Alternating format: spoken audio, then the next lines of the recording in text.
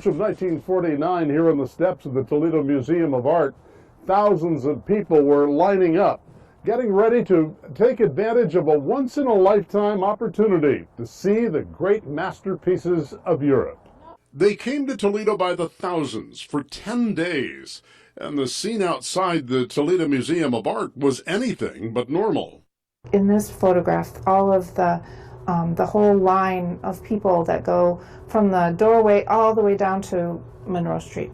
The paintings that Museum of Art archivist Julie McMaster says they came to see were the masterpieces that had been stolen by Adolf Hitler during the war and hidden. For Hitler and the Nazis had plundered thousands of works of art from museums and private collections all over Europe.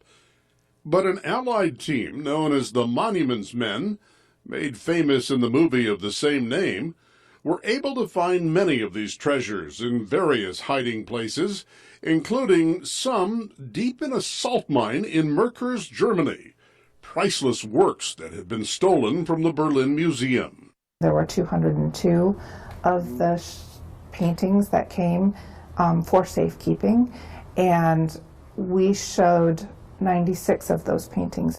And Toledo was the last stop on an American tour of 14 large city museums that got to display the masterpieces.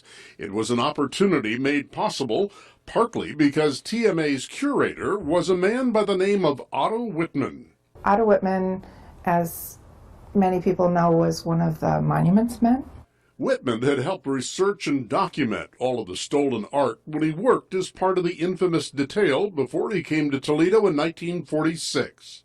For a city this size to have such a rare and prestigious exhibit was historic.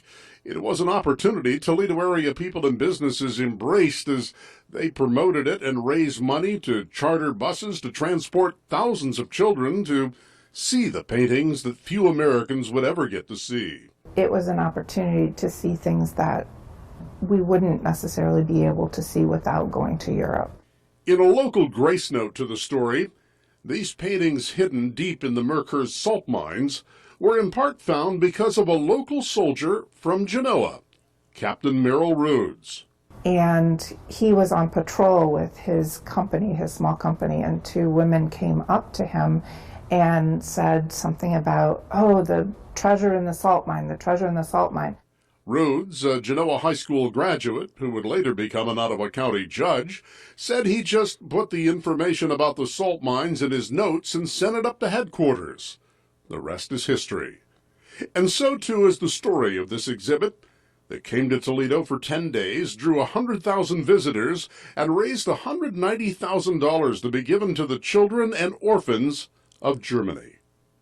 Within time, all of the paintings returned to Europe, Toledoans being the last ones to see them up close, in person, all at one time on U.S. soil. And while it might not have been the biggest exhibit ever held here, it was by far the most meaningful and memorable. Lou Hebert, WTOL 11.